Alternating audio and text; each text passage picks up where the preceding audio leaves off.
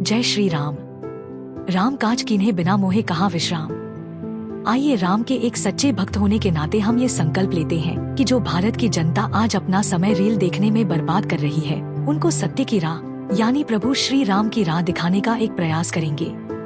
केवल 15 मिनट में पूरी रामायण का सार सभी हिंदुओं तक पहुंचाने का ये राम काज संपन्न करें। ये संकल्प नहीं तोड़िएगा, क्योंकि रघुकुल की रीति है, प्राण जाए पर वचन न जाए। प्लीज इस चैनल को अभी सब्सक्राइब कर लीजिए और हमारा साथ दीजिए। रामायण हिंदू धर्म का एक प्रमुख महाकाव्य है, जिसकी रचना महर्षि वाल्मीकि ने की थी। यह महाकाव्य भगवान श्री राम के जीवन, उनके आदर्श चरित्र और धर्म की स्थापना की कथा है। रामायण 8 कांडों में विभाजित है। पहला बालकांड, दूसरा अयोध्या कांड, तीसरा अरण्य कांड, चौथा किष्किंधा कांड, पांचवा सबसे ज्यादा सुना जाने वाला सुंदर कांड, छठा लंका कांड, सातवां उत्तर कांड और आठवां सबसे कम चर्चा में रहने वाला लवकुश कांड। अब हम इन सभी कांडों का सार एक रोचक कहानी के रूप में सुनेंगे। रामायण बालकांड, प्रभु श्री राम के अवतार की दिव्य कथा। अयोध्या के राजा दशरथ वृद्ध हो चले थे, लेकिन उनके कोई संतान नहीं थी। राज्य में खुशहाली थी, लेकिन उनके हृदय में पुत्र न होने की पीड़ा बनी हुई थी। इस वजह से ऋषि वशिष्ठ के परामर्श से उन्होंने पुत्रेष्टि यज्ञ करवाने का निश्चय किया।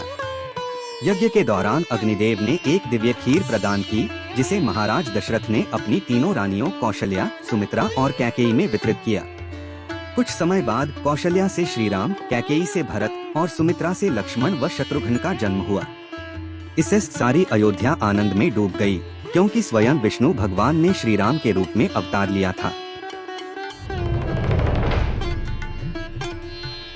समय बीतने पर अयोध्या में महर्षि विश्वामित्र आए और उन्होंने राजा दशरथ से श्रीराम और लक्ष्मण को अपनी रक्षा के लिए मांगा।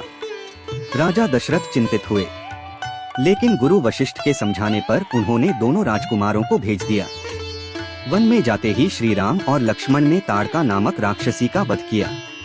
फिर उन्होंने मारीच और सुबाहु को भी परास्त किया और महर्षि विश्वामित्र के यज्ञ की रक्षा की। महर्षि ने श्रीराम को दिव्य अस्त्र शस्त्रों की विद्या भी प्रदान की। इसके बाद विश्वामित्र राम और लक्ष्मण को लेकर जनकपुर पहुँचे, जहाँ राजा जनक ने अपनी पुत्री सीता के लिए स्वयंवर रचाया था। स्वयंवर की शर्त थी कि जो भी शिवजी के विशाल धनुष को उठाकर उसकी प्रत्यंचा चढ़ाएगा, वही सीता से विवाह कर सकेगा।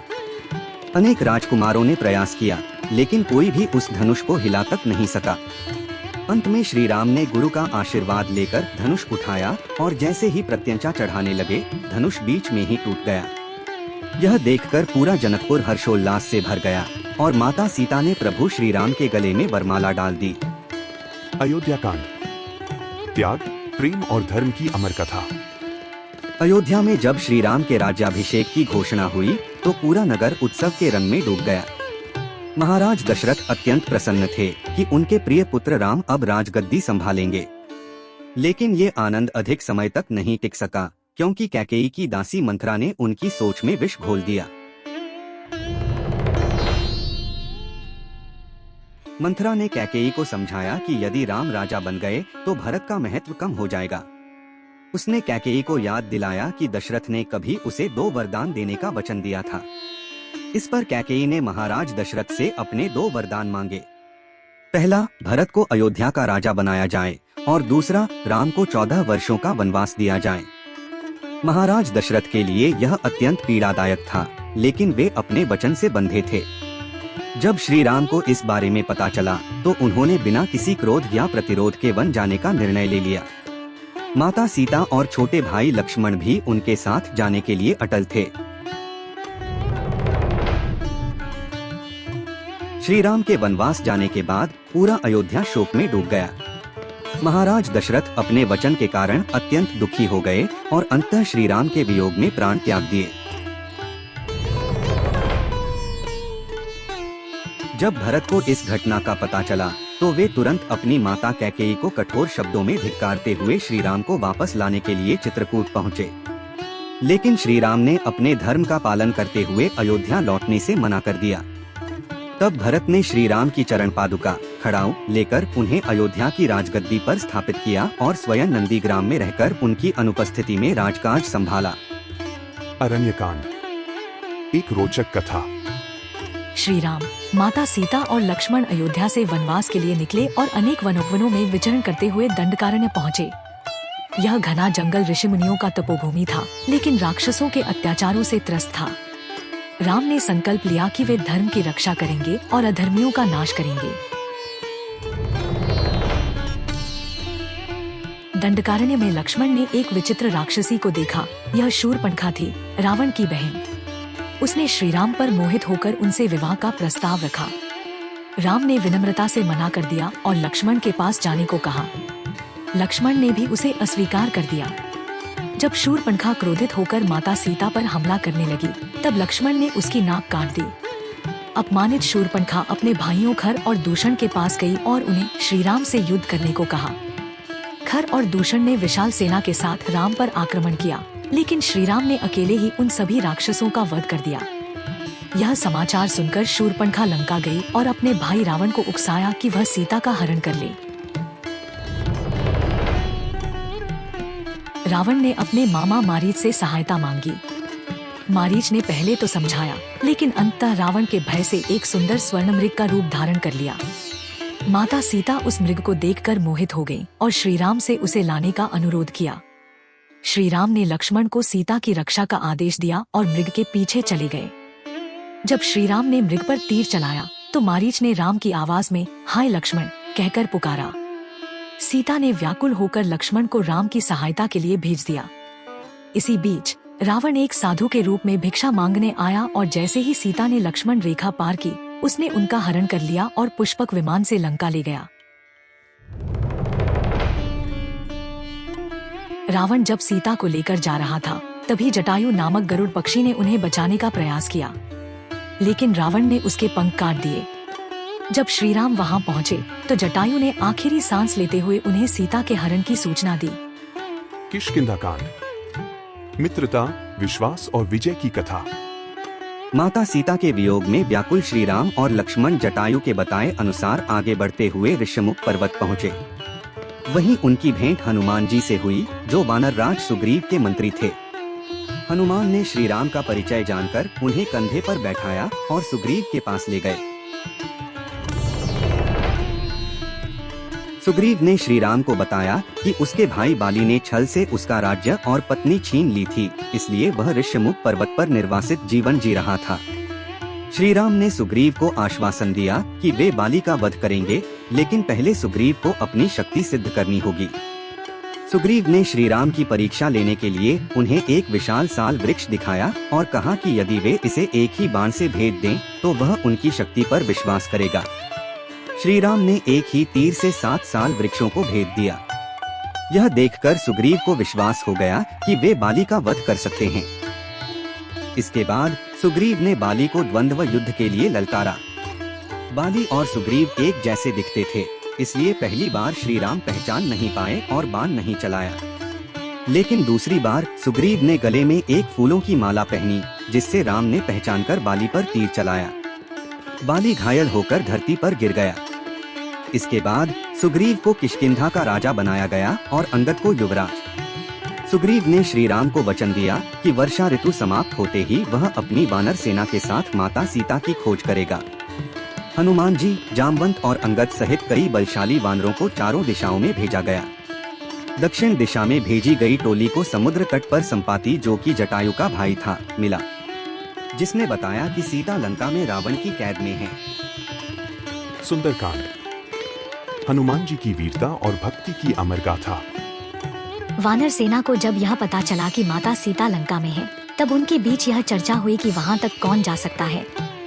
तभी जामवंत ने हनुमान जी को उनकी अपार शक्ति का स्मरण कराया। जैसे ही हनुमान जी को अपनी शक्ति का बोध हुआ, उन्होंने विशाल रूप धारण किया और समुद्र लांघने के लिए पर्वत पर चढ़ गए। हनुमान जी ने एक ही छलांग में विशाल समुद्र पार करने का संकल्प लिया। रास्ते में सुरसा नामक राक्षसी आई, जिसने हनुमान जी को खाने की कोशिश की, लेकिन हनुमान जी ने अपनी बुद्धि से उसे मात दी और आगे बढ़ गए। इसके बाद सिंहिका नामक राक्षसी ने उनकी छाया पकड़ ली, लेकिन हनुमान जी ने उसे मार गिराया और लंका पहुंच गए। लंका नगरी सोने की तरह चमक रही थी, लेकिन हनुमान जी को वहां राक्षसों का आतंक दिखा। वे रात्रि में लघु रूप धारण कर लंका में प्रवेश कर गए।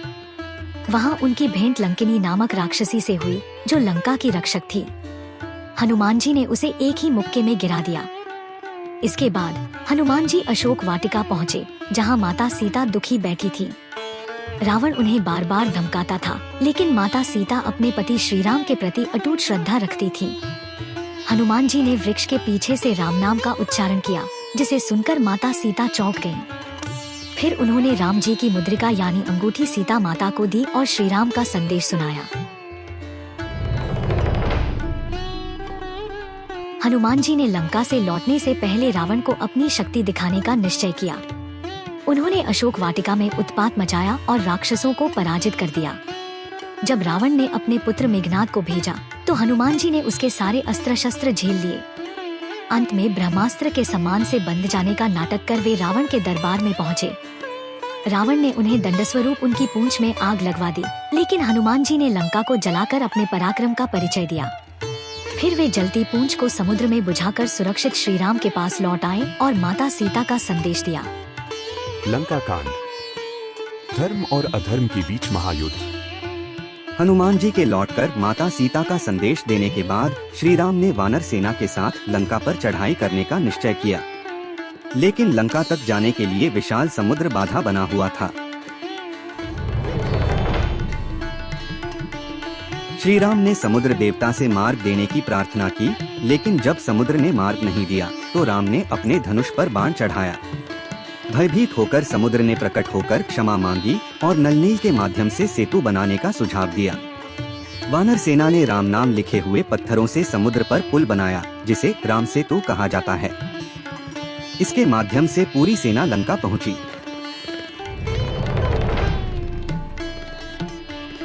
लंका पहुंचते ही भीषण युद्ध प्रारंभ हुआ।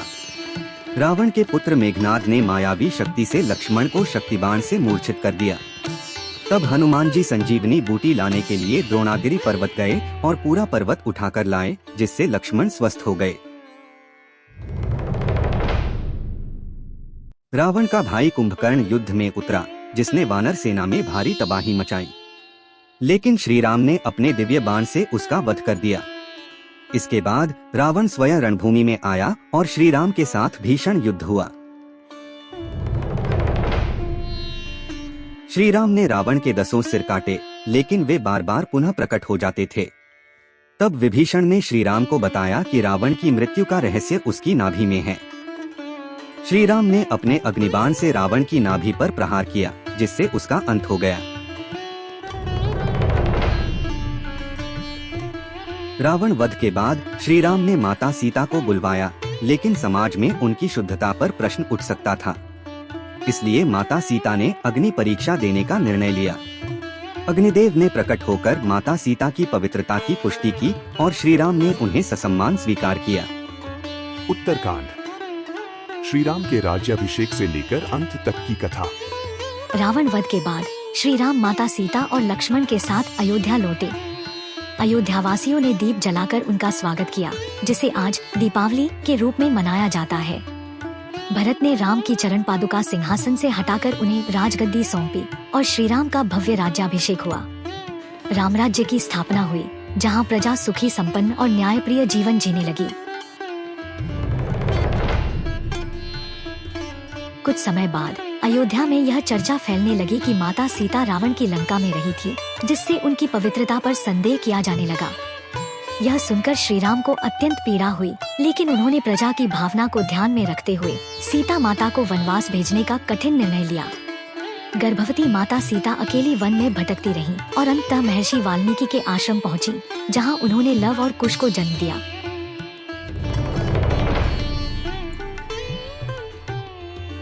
महर्षि वाल्मीकि ने लव और कुश को वेदों, शस्त्रों और धर्म का ज्ञान दिया। एक दिन जब श्री राम ने अश्वमेध यज्ञ किया, तो लवकुश ने उसके घोड़े को रोक लिया और अयोध्या के योद्धाओं को पराजित कर दिया। श्री राम स्वयं युद्ध करने आए, लेकिन जब उन्हें ज्ञात हुआ कि वे उनके ही पुत्र हैं, तो वे शिथिल रह गए। इसके बाद सीता को पुनः अयोध्या लाने का निर्णय हुआ। जब माता सीता दरबार में आई तो उनकी पवित्रता पर फिर से संदेह किया जाने लगा। उन्होंने पृथ्वी माता से प्रार्थना की कि यदि वे पवित्र हैं तो पृथ्वी उन्हें अपनी गोद में समा ले। अचानक धरती फटी और माता सीता उसमें समा गईं, जिससे श्री राम अत्यंत व्यथित हो गए।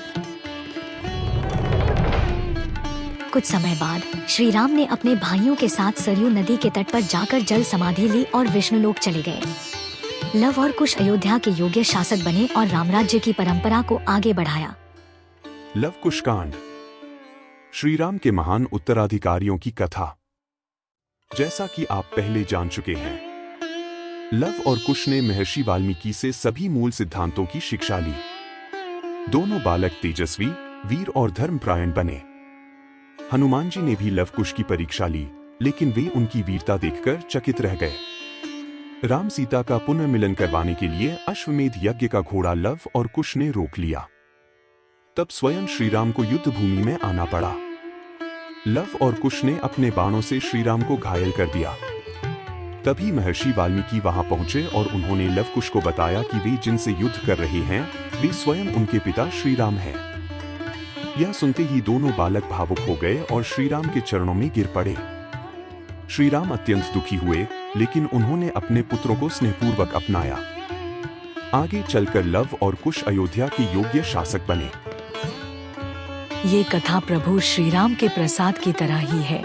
आप इस प्रसाद को सभी को बांटिए, जिसे आप पर प्रभु श्री राम की कृपा सदा बनी रहे। बोलिए जय श्री राम।